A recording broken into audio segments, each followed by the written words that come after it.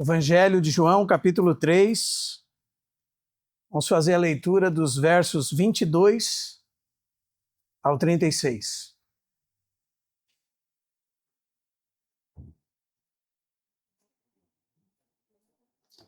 Diz assim a palavra de Deus. Depois disto, foi Jesus com seus discípulos para a terra da Judéia. Ali permaneceu com eles e batizava. Ora, João estava também batizando em Enom, perto de Salim, porque havia ali muitas águas, e para lá concorria o povo e era batizado. Pois João ainda não tinha sido encarcerado. Ora, entre os discípulos de João e um judeu suscitou-se uma contenda com respeito à purificação. E foram ter com João e lhe disseram: Mestre, aquele que estava contigo além do Jordão, de quem tens dado testemunho, está batizando e todos lhe saem ao encontro. Respondeu João: O homem não pode receber coisa alguma se do céu não lhe for dada. Vós mesmos sois testemunhas de que vos disse: Eu não sou o Cristo, mas fui enviado como seu precursor. O que tem a noiva é o noivo. O amigo do noivo que está presente e o ouve, muito se regozija por causa da voz do noivo. Pois esta alegria já se cumpriu em mim. Convém que ele cresça e eu diminua. Quem vem das alturas certamente está acima de todos. Quem vem da terra é terreno e fala da terra. Quem vem do céu está acima de todos e testifica do que tem visto e ouvido. Contudo, ninguém aceita o seu testemunho. Quem, todavia, lhe aceita o testemunho, por sua vez, certifica que Deus é verdadeiro. Pois o enviado de Deus fala as palavras dele, porque Deus não dá o Espírito por medida. O Pai ama o Filho, e todas as coisas tem confiado às suas mãos. Por isso, quem crê no Filho tem a vida eterna. O que, todavia, se mantém rebelde contra o Filho, não verá a vida, mas sobre ele permanece a ira de Deus. Vamos orar, irmãos.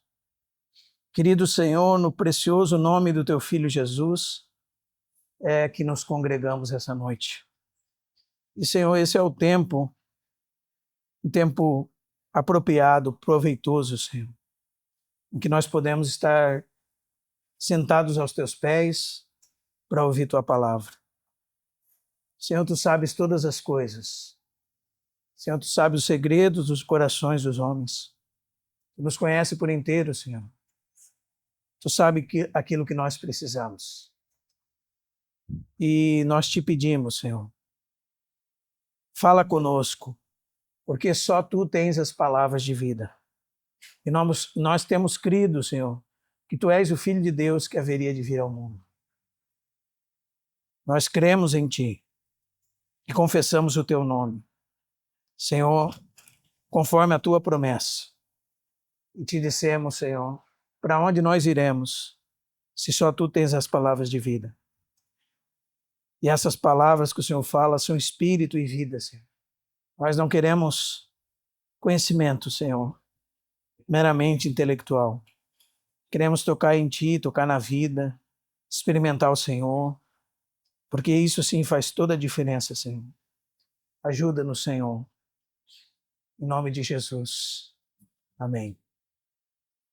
Irmãos, com a graça do Senhor, nós vamos dar continuidade à nossa série de mensagens sobre a vida do Senhor Jesus.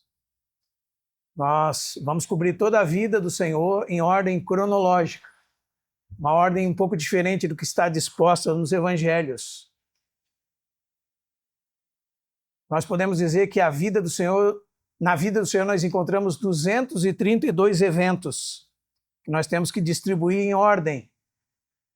Às vezes os evangélicos distribuem em ordem temática ou de propósito, mas quando nós podemos investigar uma harmonia dos evangelhos, normalmente elas colocam todos os eventos em uma ordem sequencial, cronológica. E nós estamos numa parte muito particular da vida do Senhor Jesus, que pertence exclusivamente ao Evangelho de João. Nós sabemos que os outros 3 evangelhos, depois da tentação do Senhor, a palavra de Deus diz que João então foi preso e Jesus foi para a Galileia. Isso está em Mateus, Marcos e Lucas. Mas João, nós temos alguns acontecimentos que estão desde o capítulo 1, verso 19, até o capítulo 4, versos finais, que estão antes da prisão de João Batista. Se os irmãos observarem o verso 24, os irmãos vão ver que João diz o seguinte: pois João ainda não havia sido encarcerado. E esses eventos, eles estão ligados àquela comissão vinda de Jerusalém que foi perguntar para João quem ele era, depois a escolha dos primeiros discípulos do Senhor, aquele encontro de Jesus com Natanael, por exemplo, em que Jesus diz a Natanael que tinha visto Natanael embaixo da figueira, e ele ficou abismado com o Senhor. E o Senhor disse para ele: porque te disse que te vi debaixo da figueira, crês? O Senhor disse: maiores coisas que essas verás. Vereis os céus abertos e os anjos de Deus subindo e descendo sobre o Filho do Homem. E depois nós temos aquele primeiro milagre do Evangelho de João, o casamento em Caná da Galileia, que abre aquela série de 8 milagres, e são milagres que apontam para o Senhor Jesus de uma forma especial, são chamados pelo Evangelho de João de sinais. Os irmãos conhecem bem eles. Um sinal é algo que aponta para alguém. Então, os milagres do Evangelho de João são milagres figurativos, apontando para a pessoa do Senhor Jesus, com o propósito que é descrito no Evangelho de João, no capítulo 20, verso 31. Os sinais descritos nesse Evangelho foram descritos para que creiais que Jesus é o Cristo, o Filho de Deus, diz o texto, e crendo, tenhais vida em seu nome. Então Jesus purifica o templo, depois, essa é a primeira purificação, capítulo 2, verso 13. Depois do grande milagre de Caná da Galileia, Jesus purifica o templo. Depois nós temos Jesus durante a Páscoa em Jerusalém, e tem uma frase importante aqui, no verso 23. Durante a festa em Jerusalém, muitos vendo os sinais que ele fazia, creram nele, mas Jesus não se confiava a eles, porque os conhecia a todos, e não precisava de que alguém lhe desse testemunho a respeito do homem, porque ele mesmo sabia o que era a natureza humana. Então Jesus é aquele que sonda mentes e corações, que conhece todas as coisas. E já na sequência nós temos então a conversa dele com Nicodemos, que é um tema, é uma perícope particular do Evangelho de João também. E nós estávamos trabalhando ela nas últimas semanas que compartilhamos. Falamos do que é o novo nascimento, quem efetua o novo nascimento, qual a causa do novo nascimento e os resultados do novo nascimento. E podemos dizer que seguimos nessa história dos resultados do novo nascimento. Porque a primeira lição do cristão que aprendemos com Cristo e aprendemos vendo a vida de João Batista é uma lição de humildade. Essa é a primeira lição do ministério. Essa é a primeira lição do serviço ao Senhor. É aquela frase que muitos costumam dizer, talvez compreendemos muito pouco dela. Convém que ele cresça e eu diminua. A palavra de Deus diz em Mateus, no capítulo 11, vou ler para os irmãos aqui, que Jesus dá testemunho de João no verso 7. Partindo eles, Jesus começou a falar a respeito de João. Esse é João o Batista. Quem era João? A palavra de Deus diz que nenhum homem nascido de mulher foi como João. E dos profetas, pense, tivemos grandes profetas. Nenhum foi maior que ele. O texto diz assim: que saístes a ver no deserto? Talvez nós pensaríamos num homem vestido de roupas finas, num homem diplomático. né? Como nós vemos os líderes religiosos da nossa época. Que saístes a ver no deserto? Um caniço agitado pelo vento? A ideia de um diplomata, alguém que se ajusta às ocasiões, como que batendo o vento vai para um lado, batendo o vento vai para o outro. Jesus continua dizendo, que saístes a ver? Um homem vestido de roupas finas? E ele diz, os que vestem roupas finas? Como nós precisamos aprender com o Senhor, irmãos? Os que vestem roupas finas assistem os palácios reais. E nós nos impressionamos com essas coisas. Não é? Nós vemos um homem de terno e gravata, com abotoaduras de ouro, broches. Nós nos impressionamos com essas coisas. Nós achamos que são homens importantes, grandes, exaltados, ou homens com bens nessa terra. Nós costumamos dizer que a pessoa está bem quando ela tem posses. Não é assim? Você pergunta sobre determinada pessoa e se responde, ele está bem. E quando você vai descobrir o que é o bem, é que ele tem um bom emprego, que ele tem dinheiro, que ele tem uma boa casa, que ele tem um bom carro, que ele tem uma casa na praia, que ele está descansando, já está bem sucedido financeiramente. Se nós olhássemos para João, nós não veríamos isso. Né? Era um homem que vestia-se de pelos de camelo. E a sua comida era gafanhotos e mel silvestre. Era um homem totalmente consagrado ao Senhor, desde o ventre materno. E cheio do Espírito do Santo desde o ventre materno, a Bíblia diz. Não é assim? Um homem, como descrito em número 6, um nazireu, pela vida toda consagrado ao Senhor. O texto diz, mas que saístes a ver? Foi ver um profeta?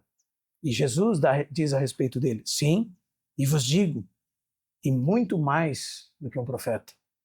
Este é aquele de quem está escrito, eis que envio diante da tua face o meu mensageiro, o qual preparará o teu caminho diante de ti. Veja, irmão, em verdade vos digo, entre os nascidos de mulher, ninguém apareceu maior do que João Batista. Os irmãos ouviram isso, irmão? Desde Adão até Jesus, ninguém apareceu nessa terra maior do que esse homem. E o texto diz, mas o menor no reino dos céus é maior do que ele. Aí quando nós lemos esse texto, nós pensamos, eu estou no reino do céu, nasci de novo, sou maior que João. Não é assim? Não é assim. Talvez nós deveríamos pegar essa palavra menor aqui e traduzirmos como o derradeiro, o último. Aquele que inicia uma nova era. Quem é esse, irmãos? O Senhor Jesus Cristo. Aquele que veio depois, que nasceu 6 meses depois e que começou o seu ministério 6 meses depois. Esse é maior do que João. Jesus está falando dele mesmo. Maior do que João Batista.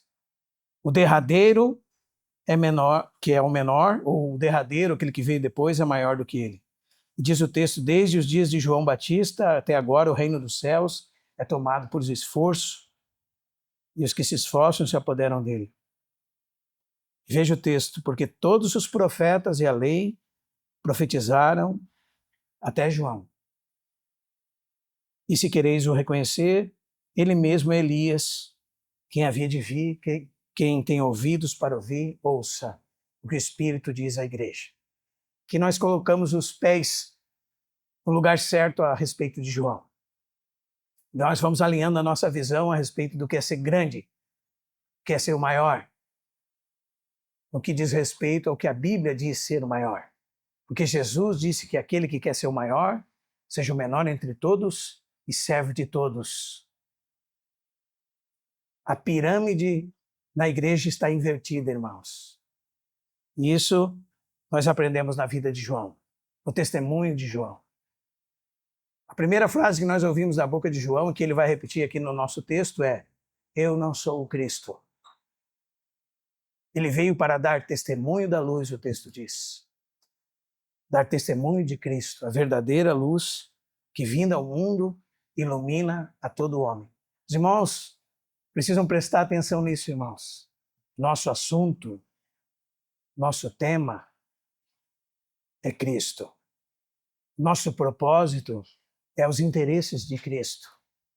É que Cristo cresça, é que Cristo seja visto, que Cristo seja lembrado, que Cristo seja pregado, que Cristo seja testemunhado, que Cristo seja manifesto, que Cristo seja vivido, que Cristo seja visto, ouvido em todas as partes da terra. Que Cristo ocupe todos os espaços, que Cristo encha todas as coisas.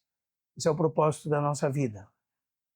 João conhecia bem quem ele era e quem era Jesus.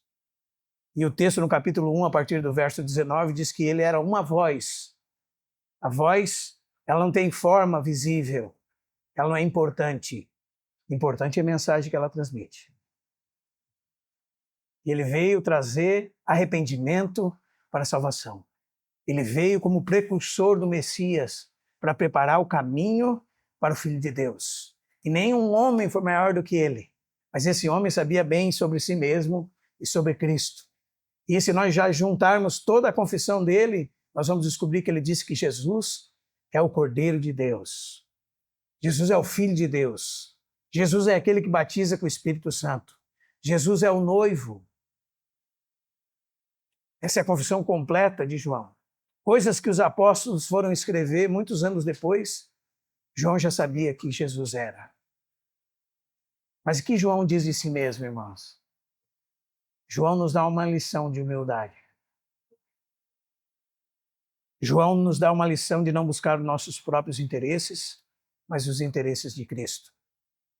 O que é humildade? Humildade é a glória da criatura. É o lugar adequado do ser humano. Humildade, irmãos, como diz o irmão André Muro, é o senso de nada ser quando vemos que Deus verdadeiramente é tudo. E no qual nós achamos caminho para Deus ser tudo. Então a glória da criatura é a humildade. E a humildade é esse senso de não ser nada para que Cristo seja visto.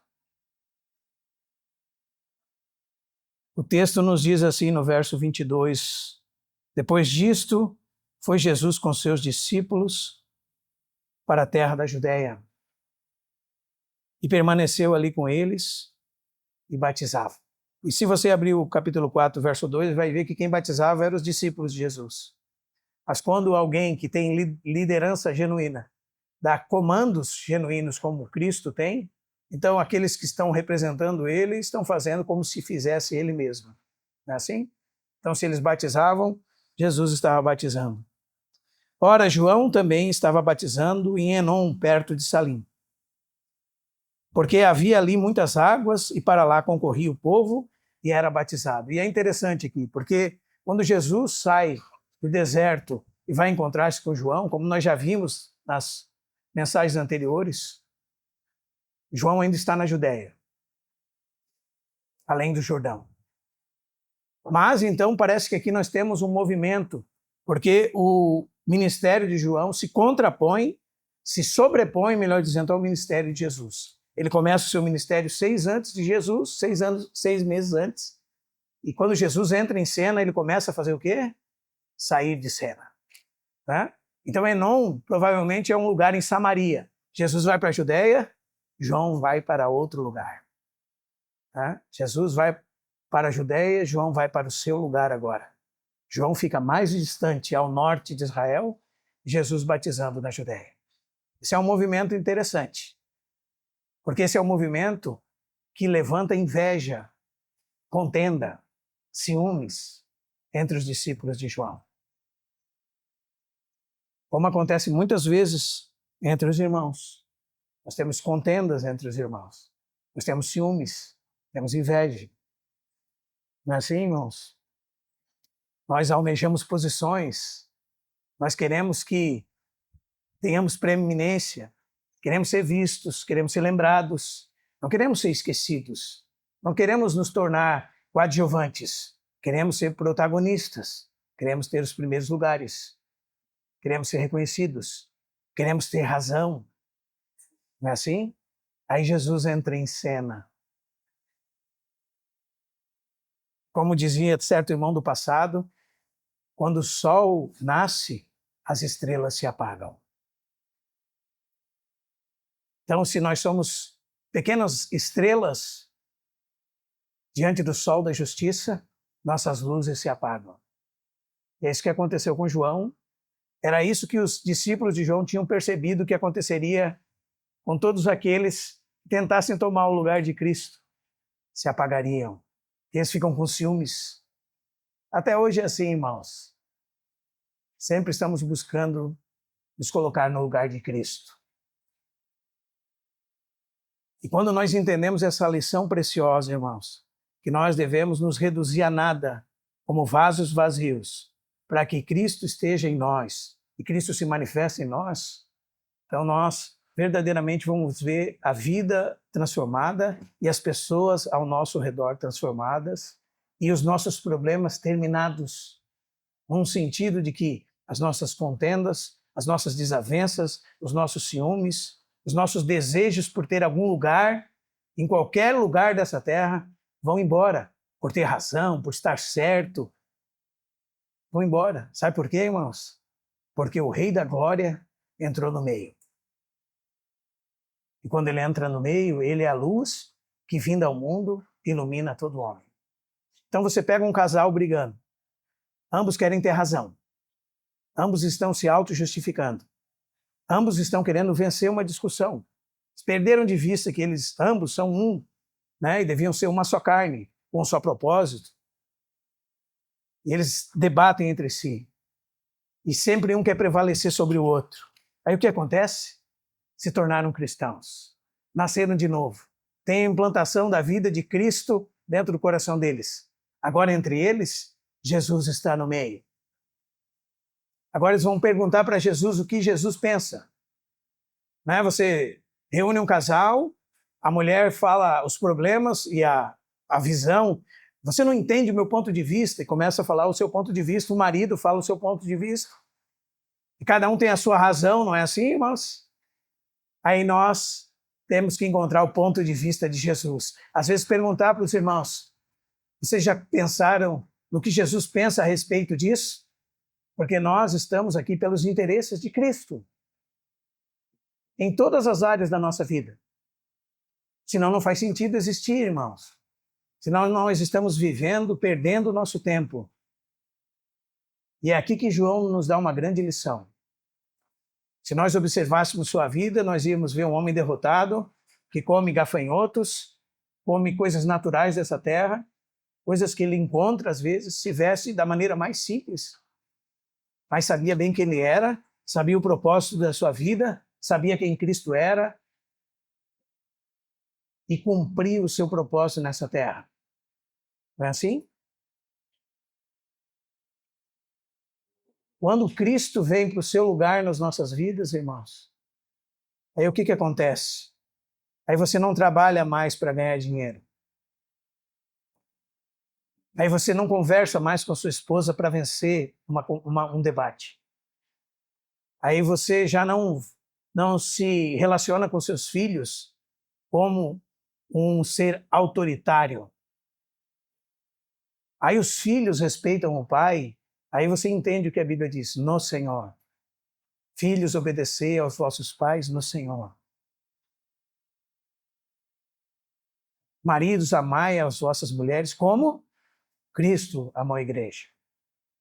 Mulheres, sejam submissas aos seus maridos, aonde? No Senhor. Vivam a vida como um lar no Senhor, pelos interesses do Senhor. Aí quando há um problema entre dois irmãos, ou entre o casal, ou seja, qualquer forma de problema que for nas relações humanas, Cristo está no meio. Essa semana eu falei para alguém, eu tenho que perdoar tal pessoa, foi dito para mim, por causa de mim mesmo, que faz mal para mim mesmo. Você já ouviu isso, irmão? Faz mal para você? Não, não é por isso, não. É por causa de Cristo. Perdoai-vos mutuamente, como também Deus em Cristo vos perdoou. É por causa de Cristo. É por causa de Cristo que nós amamos. É por causa de Cristo que nós perdoamos. É por causa de Cristo que nós trabalhamos, porque Cristo é o Senhor de mortos e vivos. Cristo é o primeiro e o mais preeminente entre todos. É para Ele que são as coisas. É para Ele que nós nos relacionamos entre pais e filhos, maridos e esposas, nas nossas relações de trabalho. Para Ele. Para Ele. Para que Ele ocupe o primeiro lugar em todas as coisas. É quando nós esquecemos disso, irmãos. E para que Ele faça isso, irmãos, precisamos realmente saber o que é ser humildes. A água ocupa sempre os lugares mais baixos. Se queremos ter a água da vida, precisamos nos colocar nos lugares mais baixos. Precisamos não querer ser nada. Precisamos verdadeiramente tomar o final da fila. Precisamos, no que depender de nós, estarmos sempre nos ocupando a estarmos atrás, não procurando as primeiras cadeiras. O Senhor Jesus disse tanto sobre isso, irmãos. Quando nós damos ocasião à carne, é que temos contendas, ciúmes, invejas e toda sorte de impurezas. Porque aí nós estamos voltando à velha árvore. Cada árvore, cada ramo só pode nascer e crescer arraigado à árvore em que brotou. E você tem duas diante de você, Adão ou Cristo. Se você é uma nova criatura, se você nasceu de novo, então você foi enxertado em Cristo. E agora você pode receber vida de Cristo. Mas pode ser que você ainda esteja sendo crente, vivendo arraigado em Adão, no velho homem. E no velho homem é que nós temos todos esses problemas. Por isso, em Cristo, estar em Cristo é maravilhoso, irmãos. É em Cristo que nós somos nova criatura. É em Cristo que as coisas velhas passaram. É em Cristo que nós temos a longanimidade de Cristo. É em Cristo que nós temos o fruto do Espírito, como está lá em Gálatas 5:22, amor, alegria, paz, longanimidade, bondade, fidelidade, mansidão, domínio próprio. É em Cristo, não é em nós mesmos. Por isso, João sabiamente disse para nós, é necessário, é essencial, é vital, é importante que ele cresça e nós diminuamos. Os irmãos já notaram que todos os problemas que nós vemos entre os religiosos, entre os irmãos mesmo, de vários lugares, são porque estão desejando ocupar lugares de preeminência entre os irmãos? Que lição nós aprendemos, irmãos, contra a inveja, contra o ciúme nesses discípulos de João? Veja como fala o ciúme.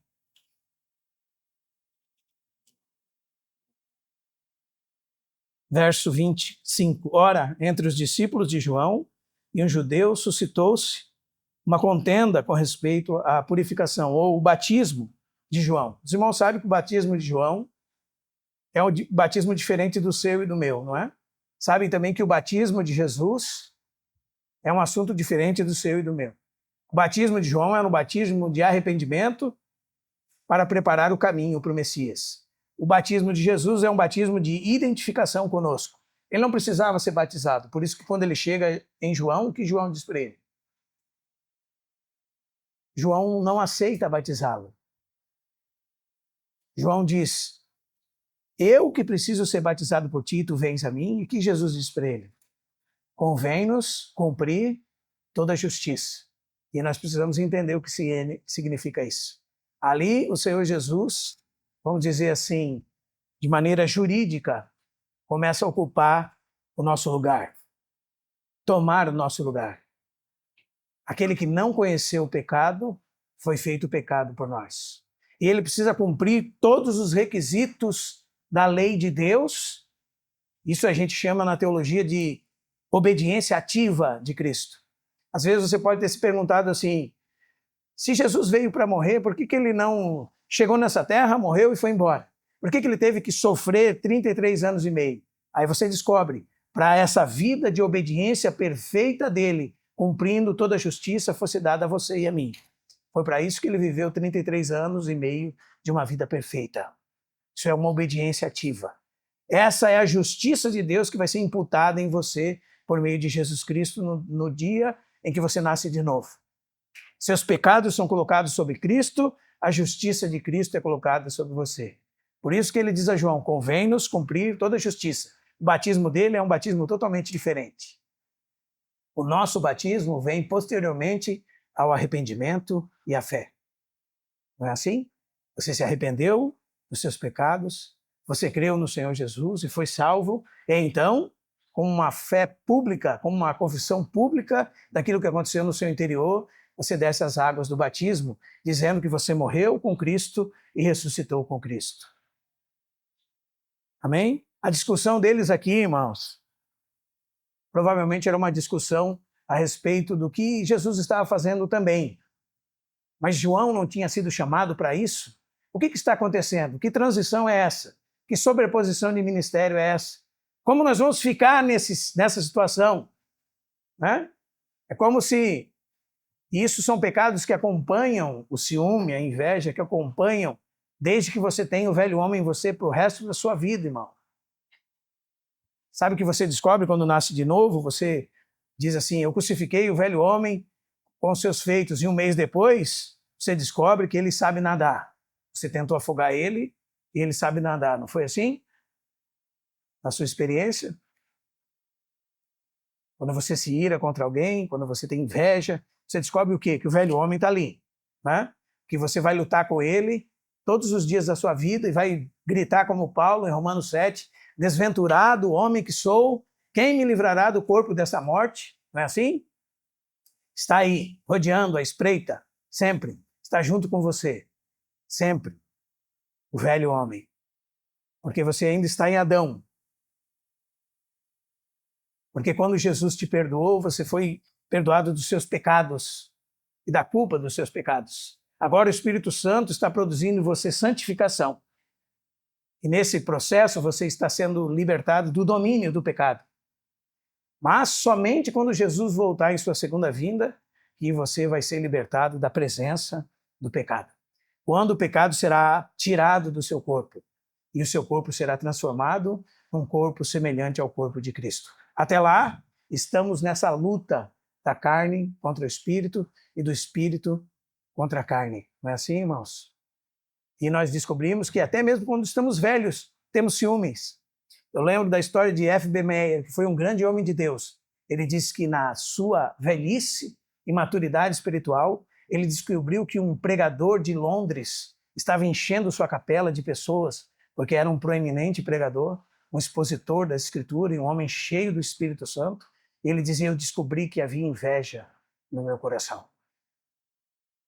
Quem sabe de quem eu estou falando aqui? Esse jovem era Campbell Morgan. E esse senhor velho era homens de Deus. Homens de Deus. Nós, às vezes, subestimamos a nossa condição, irmãos. Pecaminosa. Subestimamos. E como é que fala a inveja, o ciúme? A inveja fala como disse os discípulos de João a João. Mestre, verso 26. Aquele. Quem é aquele, irmãos? A inveja nem se refere ao próximo, ao maior de todos, como seu nome próprio. O fulano ali, aquele que você falou a respeito, você deu testemunho, está batizando. E está todo mundo saindo daqui, mestre, indo atrás dele. Que bênção, né, irmãos? Que vitória, irmãos. Que graça do Senhor, irmãos. As pessoas estão nos deixando e seguindo a Cristo. Que bênção, né, irmãos? Você sente ciúme disso? Isso acontece frequentemente, irmãos. As pessoas correndo atrás de homens e correndo para longe do Senhor. E quando as pessoas se livram desses falsos apóstolos, desses falsos líderes, desses que querem ser Messias, nós vemos o ciúme. Nós vemos as contendas. São fruto de pessoas, como diz Paulo a Timóteo, no capítulo 6 da Epístola a Timóteo.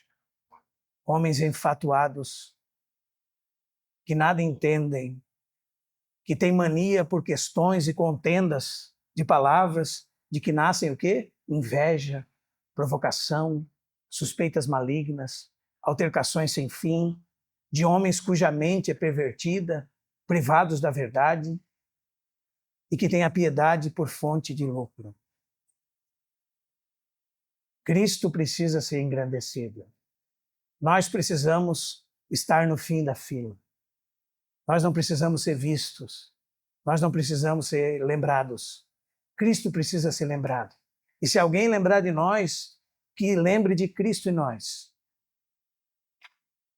Que lembre dizendo assim, o Isa é um irmão cheio de Cristo.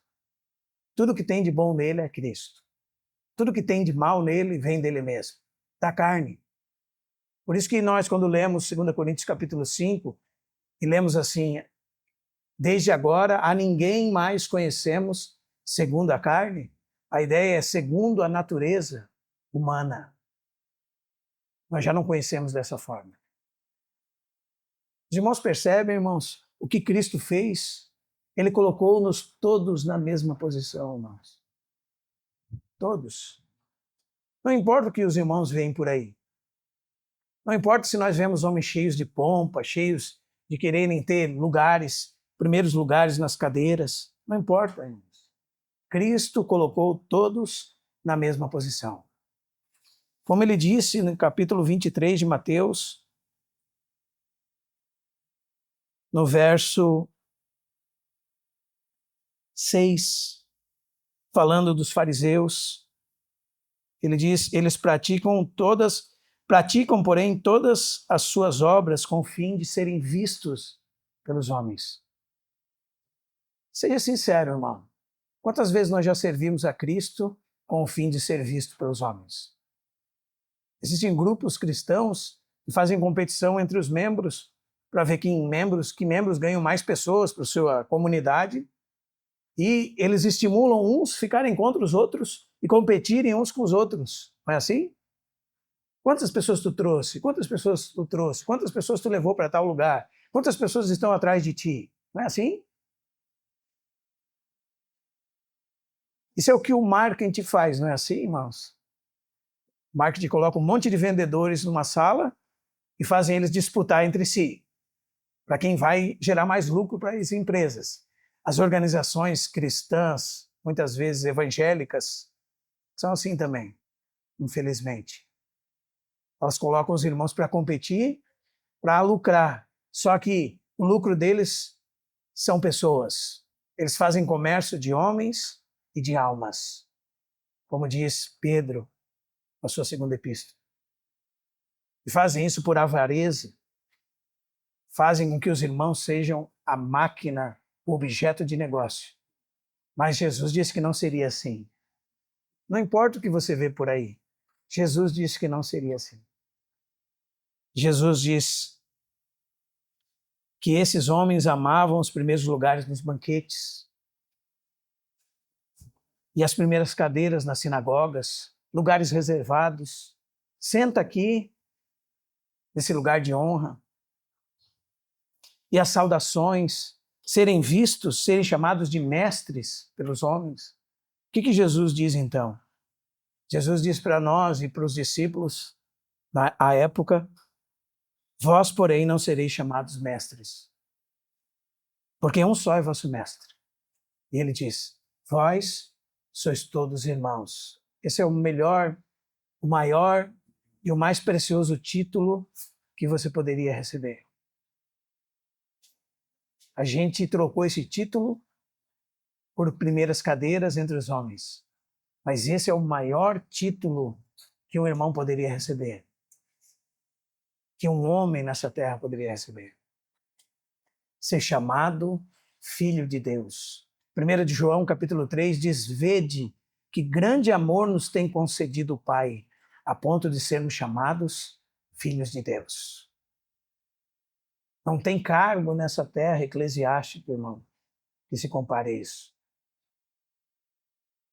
Você lê todos os evangelhos, irmãos, E o Evangelho de João particularmente. E Jesus fala nele todinho, meu Pai, meu Pai, meu Pai. Eu e o Pai, eu e o Pai. Mas depois que ele ressuscita dentre os mortos e é visto por Maria Madalena, o que ele diz para ela? Não me detenha. Porque agora, pela morte e ressurreição, agora eu subo para o meu Deus e vosso Deus, o meu Pai e vosso Pai. Ser um irmão não é coisa pequena. Ser um irmão é a coisa mais maravilhosa que nós poderíamos ter recebido, porque nos tornamos filhos de Deus pela fé em Cristo Jesus. Nós não precisamos ser chamados mestres. Também o verso 9 diz: a ninguém sobre a terra chameis Patre, Pai, porque um só é vosso Pai, aquele que está nos céus. Nem sereis chamados guias, porque um só é vosso guia, o Cristo. O maior entre vós seja vosso servo. Os irmãos percebem, irmãos? Na igreja como é que funciona? Não significa que não tem pessoas que representam a Deus em partes diferentes no corpo de Cristo. Mas eles não são melhores nem maiores que ninguém. O que diferencia eles é somente o trabalho que realiza. É só isso. O trabalho que realiza. O maior dentre vós será o vosso servo. E o Senhor Jesus disse várias vezes nos evangelhos: quem a si mesmo se exaltar, será humilhado. E veja, irmãos, que importante para nós. Quem a si mesmo se humilhar, será exaltado. Essa é a lição do mestre. Essa é a lição que João aprendeu. Essa é a lição que nós precisamos aprender. É o lugar mais precioso que nós poderíamos ter. Como os irmãos do passado diziam, é a glória da criatura. Ser um vaso vazio para ser cheio por Deus. Ser completamente cheio por Deus. E para esse vaso ser vazio, o que tem que acontecer? Diminuir. Para que quem cresça, irmão? Cristo cresça. Por que nós não amadurecemos na fé? Porque nós pensamos que amadurecer é encher a cabeça de conhecimento. Nós não temos problema nenhum com o conhecimento. Nós temos problema com a falsa experiência, com o falso conhecimento. E tudo que é espiritual pode ser falsificado. Tudo. Tudo que é espiritual pode ser falsificado, assim como o ouro é falsificado. Assim como a pedra preciosa é falsificada. Tudo que é espiritual pode ter uma expressão externa falsa daquela atividade. Tudo. Às vezes você está conversando com alguém, você percebe que a pessoa só quer vencer um argumento, ela não quer transmitir vida. Imagine, irmãos, o nosso ministério, o nosso trabalho no Senhor, quando o Senhor está habitando em nós e vivendo em nós. Nosso trabalho é transmitir vida. Mais que palavras, vida. E vida nas palavras. E o que Satanás faz? Satanás esvazia o sentido das coisas. Satanás drena a vida para que quando você estiver em alguma atividade religiosa, não haja realidade espiritual. Há só um trabalhar exterior. Há muito barulho, mas não há vida sendo transmitida. E Jesus o que faz? Jesus, quando fala, transmite vida. As palavras que vos digo são espírito e são vida. Realidade espiritual. Poder tocar no coração de alguém. Como diz Efésios 4, 29 e 30. Não saia da vossa boca nenhuma palavra torpe, e sim unicamente a que for boa para edificação, conforme a necessidade, e assim transmita graça. Graça é Deus sendo transmitido, irmão. É espírito e vida sendo transmitida. Você volta para casa, eu venci a discussão com fulano de tal.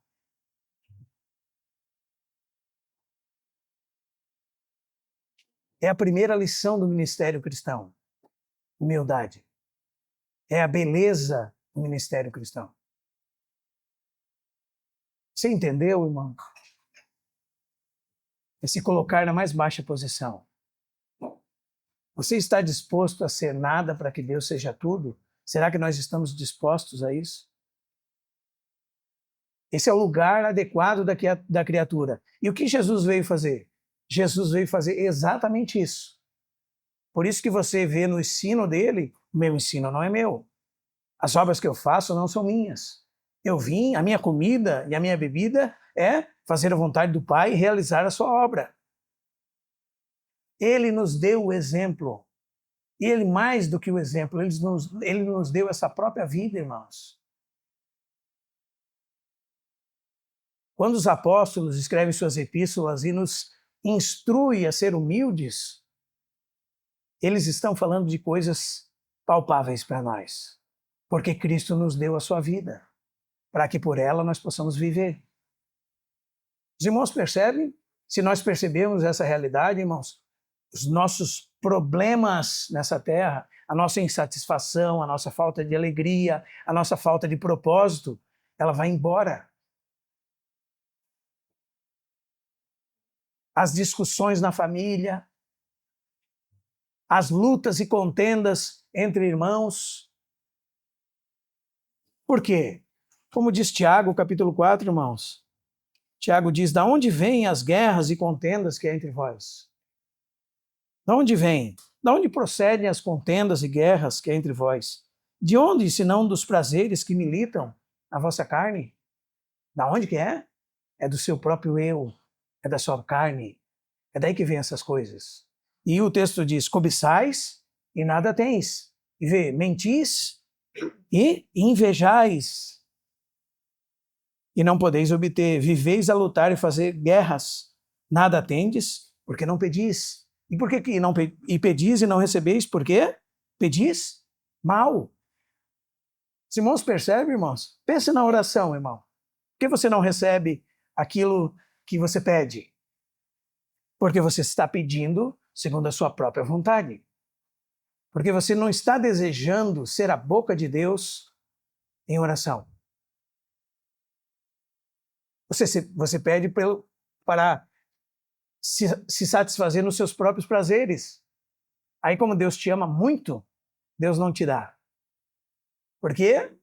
O texto diz lá em 1 João capítulo 5, se pedimos alguma coisa segundo a sua vontade, ele nos ouve. Aí Deus nos ouve. Quando nós pedimos, segundo a sua vontade. E veja como o João é preciso. E se sabemos que ele nos ouve quanto ao que lhe pedimos, João diz, estamos certos de que recebemos os pedidos que lhe temos feito. Esse é o triunfo da oração. Esse é o triunfo. Na linguagem de João capítulo 15, esse é um ramo arraigado na videira, recebendo a seiva do Espírito, sendo podado pela palavra, que é a tesoura de poda de Deus, unido a Cristo. Cristo em nós em Cristo. Cristo em nós, graça. Nós em Cristo, responsabilidade. E esse é o homem e a mulher que triunfa em oração, porque ele ora segundo a vontade de Deus. Ele ora segundo o desejo do coração de Deus. Então sua oração é respondida. Por isso que nós conhecemos na história tantos homens de Deus que tiveram orações respondidas. George Miller, existe um livro dele chamado 50.000 orações respondidas, porque ele tinha o seu diário de oração.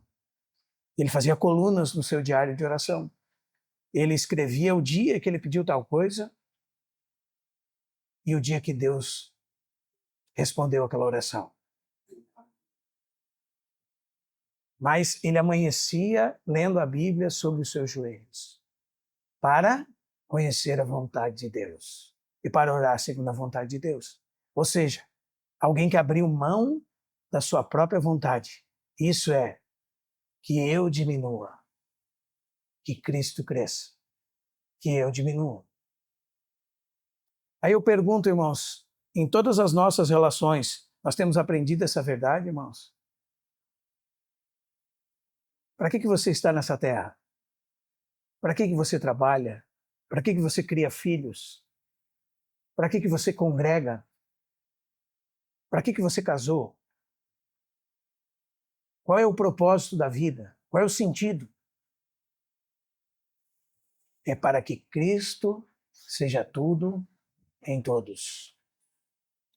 É para que Cristo tome o seu lugar. E para que isso possa acontecer, nós temos que pensar pelos interesses de Cristo.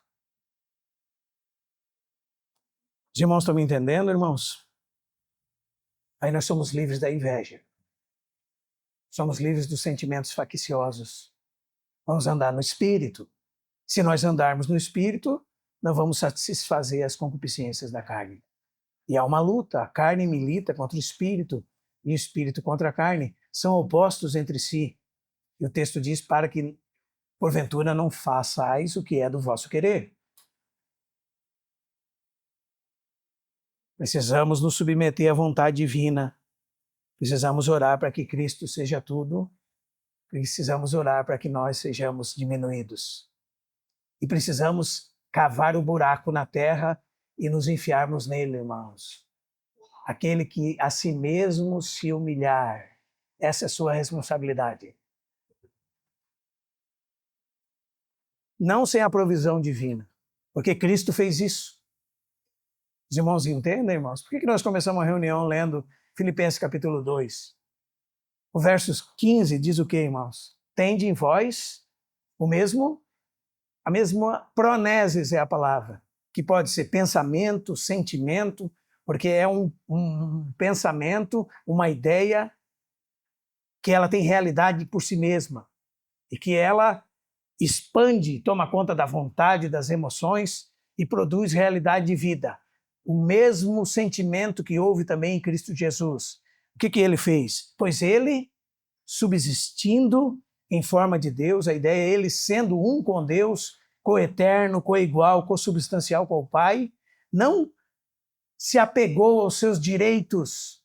O texto diz, ele a si mesmo se esvaziou. E não se esvaziou da sua divindade, ele se esvaziou da sua glória, ele se esvaziou da sua posição de autoridade, ele se esvaziou das suas riquezas como Deus e dono de tudo, para não ter um palmo sobre o seu pé que lhe pertencesse, sendo servo de todos. Quando aquele escriba em Mateus 8 disse, Senhor, segui-te-ei para onde quer que fores, o Senhor disse para ele, as raposas têm seus covis, as aves do céu ninhos, mas o filho do homem, enquanto homem nessa terra, não tinha onde reclinar a cabeça. Não tinha um palmo de pé, irmãos, para dizer que era dele. Ele, sendo rico, como diz 2 Coríntios 8, verso 9, se fez pobre, para que pela sua pobreza enriquecesse a muitos. E ele nos deu a sua vida. Então nós podemos ser como eles. Ele nos deu essa realidade, essa humildade. Ele nos deu. Agora ele precisa nos vencer. Agora ele precisa que nós nos submetamos a ele. Que nós realmente coloquemos-nos nos lugares mais baixos. Senhor, me dá da água da vida. Não, mas você está a quantos andares de distância da terra, irmão? A água sempre ocupa os lugares mais baixos.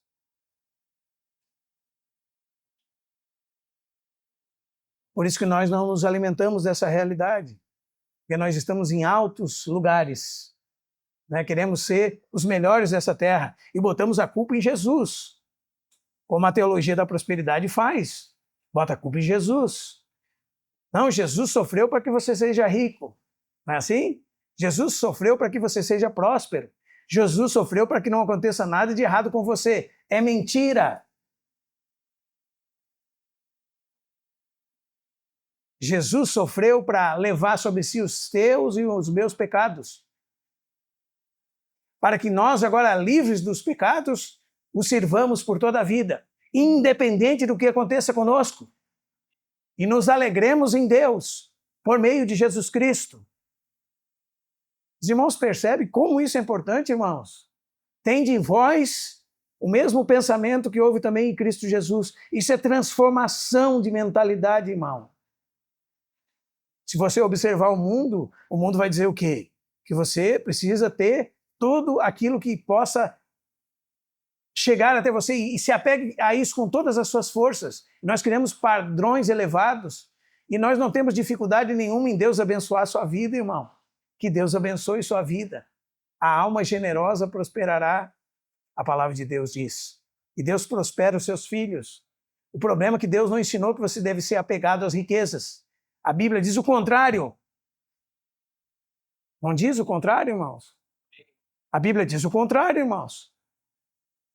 A Bíblia diz que o dinheiro é a raiz de todos os males e alguns nessa cobiça se desviaram da fé e a si mesmos se atormentaram com muitas dores. Os irmãos percebem? É a fonte das brigas entre famílias, em divisão de herança, entre marido e mulher. Se acabou o dinheiro, todo mundo briga e ninguém tem razão, é o ditado. Não é? Porque não conhece a Cristo. Porque Cristo não é o verdadeiro tesouro do coração. Porque Cristo não ocupa o verdadeiro lugar nas nossas vidas. É por isso que acontece isso conosco. Por isso que nós nos degladiamos, lutamos, e não chegamos a lugar nenhum. E pior, não crescemos na fé. Nosso texto continua, então, com a resposta de João. Respondeu João: veja, irmão, que coisa maravilhosa, porque foi daí que veio o novo nascimento. O homem não pode receber coisa alguma se do céu não lhe for dada. Aqui é o assunto da verdadeira riqueza, irmão, da verdadeira vida, que o Filho de Deus veio conceder a todos que creem no seu nome.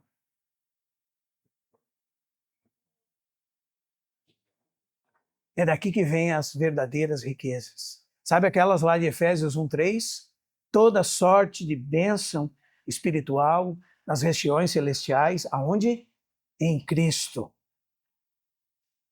É daqui que vem a verdadeira riqueza. É daqui que vem a verdadeira satisfação, é daqui que vem a verdadeira alegria. Uma alegria que ninguém pode tirar. Jesus disse aos seus discípulos: vós chorareis e pranteareis. Por um tempo, pouco tempo. Mas depois vocês vão receber um gozo e uma alegria que ninguém pode tirar de vocês. Essa foi a promessa de Jesus aos discípulos em João capítulo 16, João capítulo 15. Uma alegria indizível e cheia de glória. João diz: vós mesmos sois testemunhas, João Batista diz, que eu disse, e nós devemos dizer, e todo ministro deve dizer. Toda vez que alguém quiser colocar você numa posição que é a de Cristo, você deve lembrar. Você deve dizer. Você deve confessar com a sua boca. Toda vez que alguém quiser dar a honra a você, que é de Cristo, você deve lembrar. E você deve dizer com a sua boca. Toda vez que alguém ouvir você falar sobre Deus, dizer que palavra, que mensagem. Isso, irmãos, é o discurso do verme glorificado. Porque nós somos vermes. Cristo é o poder de Deus e a sabedoria de Deus. Aí você deve dizer o que João disse. Eu vos disse, eu não sou o Cristo. Eu não sou o Cristo. Repete isso aí, irmão. Se você não é o Cristo, você não deve ocupar o lugar de Cristo. Se você não é o Cristo, você não deve ocupar o lugar de Cristo na sua família. Se você não é o Cristo, você não deve ocupar o lugar de Cristo nessa terra. Se você tem alguma autoridade na sua família, foi porque Cristo te delegou a autoridade. Se você não é sujeito a Cristo, você não tem autoridade nenhuma. Os irmãos estão me entendendo, irmãos? Coloque Cristo no seu devido lugar, irmão. Na sua vida, no seu ministério, no seu serviço ao Senhor. Nada falamos de nós mesmos, nada falamos a respeito de nós mesmos. Muitas vezes você ouve pregadores em nossa época falando por 1 hora e pouco, e se você contar, eles falam mais de 500 vezes essa palavra, eu fiz isso, eu fiz aquilo, eu curei, eu orei, eu batizei. Não é assim? Isso é tomar um lugar de Cristo, irmão. Aí você pega um homem do tamanho do apóstolo Paulo, quando você lê a carta aos Romanos no capítulo 15, sabe o que ele diz? Porque não ousarei discorrer sobre coisa alguma, senão sobre aquelas. E ele diz que Cristo fez por meu intermédio. Quem fez, irmão? Cristo fez por meu intermédio. Cristo precisa ser visto. Cristo precisa ser lembrado. Cristo precisa ser lembrado na sua casa. Cristo precisa ser lembrado na sua família. Cristo precisa ter lugar na sua casa, o primeiro lugar, lugar de honra. Cristo precisa ser lembrado nas suas relações com seus filhos, com a sua esposa. Cristo precisa ser o propósito do seu trabalho e da sua vida. Não é à toa, irmãos, que quando ele estava sendo apresentado publicamente diante de João Batista, os céus rasgaram-se, diz o Evangelho de Marcos. Os céus que estavam fechados rasgaram-se. E se ouviu uma voz do céu que dizia o quê, irmãos? Irmãos, é isso, irmãos. Este é o meu filho amado. A ele ouvi. No Monte da Transfiguração, segunda vez, ouve-se a mesma voz. Este é o meu filho, meu eleito, em quem a minha alma se compraz. A ele ouvi. E lá sabe quem estava, irmãos? Lá estava o maior legislador dessa terra, Moisés, e o maior profeta antes de João Batista, Moisés e Elias. Lá estava o apóstolo Pedro, o apóstolo João e o apóstolo Tiago. E o Deus da glória apareceu no santo monte, diz Pedro na sua segunda epístola, capítulo 1. Vimos a sua glória, porque estávamos com ele no santo monte. E o que a glória fez naquele lugar? Naquela glória veio uma voz que dizia: este é o meu filho amado. A ele ouvi. O que cabe a nós, irmãos? Eu não sou o Cristo. Foi o que João fez. Eu fui enviado como seu precursor. E ele fala mais. João sabia que Cristo tinha um povo. Cristo tinha uma noiva. Não é isso, irmãos? E na época do Oriente, no primeiro século, o amigo do noivo era aquele que arrumava a festa, organizava os convidados. Mas quando o noivo entrava em cena, ele saía de cena. O noivo entrava em cena, ele se escondia nos bastidores. Quem tem a noiva, disse João Batista, é o noivo. O amigo do noivo que está presente e ouve. E veja, irmãos, se eu perguntar para você, irmão, se você quer ser feliz, qual é a sua resposta? Se você sair aqui pela rua e perguntar para a primeira pessoa que você encontrar na rua se ela quer ser feliz, qual vai ser a resposta dela? Qual vai ser a resposta, irmão? Ela quer ser feliz. As pessoas fazem coisas pecaminosas para ser feliz. Elas bebem de todas as águas dessa terra para ser feliz. Elas pensam que se tiver um carro melhor vão ser felizes. Elas pensam que se tiver uma casa melhor vão ser felizes. Se tiver muitos amores vão ser felizes. Muitos amigos vão ser felizes. Atrás de uma garrafa de bebida vão ser felizes. Atrás da droga vão ser felizes. Não é assim? Todos querem a receita para a felicidade. Não é verdade, irmãos? Agora, um homem desse aqui, irmãos, que está prestes a ser preso e ter a sua cabeça separada do seu corpo, no meio de uma orgia, uma festa do rei Herodes, um homem desse calibre aqui espiritual, mas que aos olhos naturais andava vestido de peles de camelos, que comia gafanhotos e mel silvestre. Um homem desse aqui era feliz.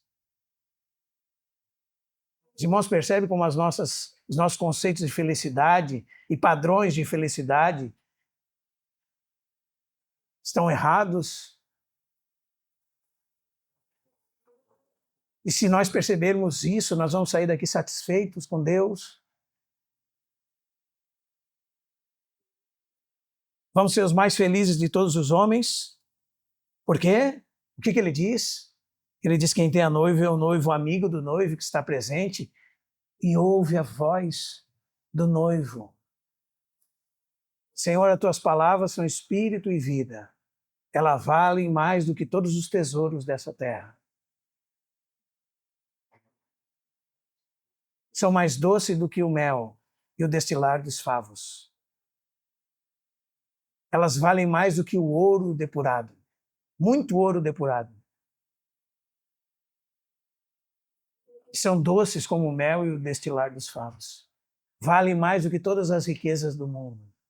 As tuas palavras são preciosas.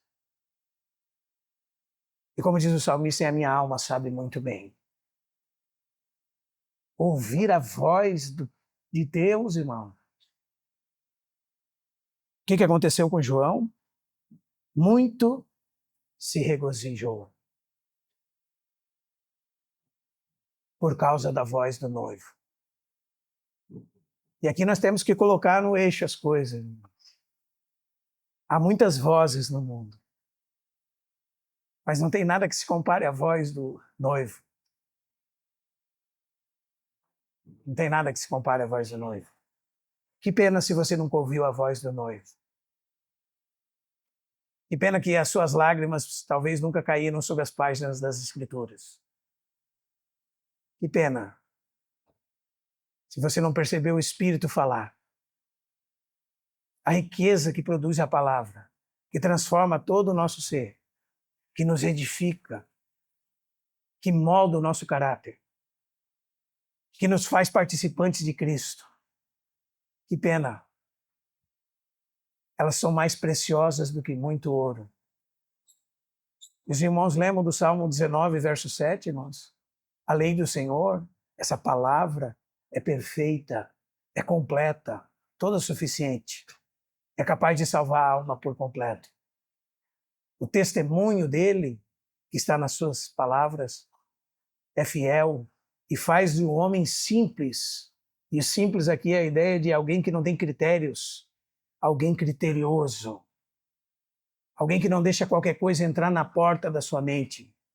É a palavra que bota essas fechaduras. O testemunho do Senhor é fiel e dá sabedoria aos simples. O mandamento do Senhor é reto e alegra o coração. Os preceitos do Senhor são límpidos, iluminam a alma, são transparentes, são mais desejosos do que o ouro, mais do que muito ouro depurado. Essa é a verdadeira riqueza. Cristo, sua voz, por meio do seu Espírito, na sua santa palavra.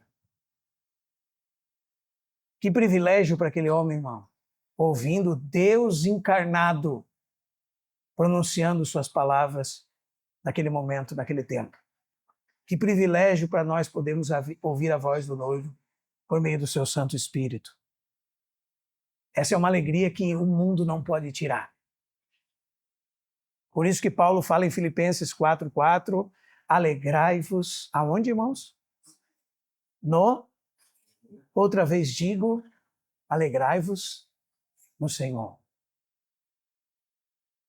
É uma ordem, porque nós podemos. É um imperativo cristocêntrico e ultra circunstancial. Não importa a circunstância, alegrai-vos no Senhor. Outra vez digo, aonde que é a nossa alegria? No Senhor. E quando o Senhor está alegre, temos força. Porque a alegria do Senhor é a nossa força. É a vitalidade, é a vida dentro de nós. O reino de Deus não é comida nem bebida, mas justiça e paz. E o que mais? Romanos capítulo 14, alegria no Espírito Santo. É fruto do Espírito Santo. É elemento constituinte do reino de Deus. Deus está perto de nós. Por meio do seu Filho, no Espírito Santo. Deus habita nos seus filhos. Nós podemos ouvir a voz de Deus, mas para isso precisamos ser humildes. Os irmãos estão entendendo, irmão? Irmãos, às vezes a gente troca um copo de lugar com o peito estufado, irmãos, achando que somos as pessoas mais importantes do mundo.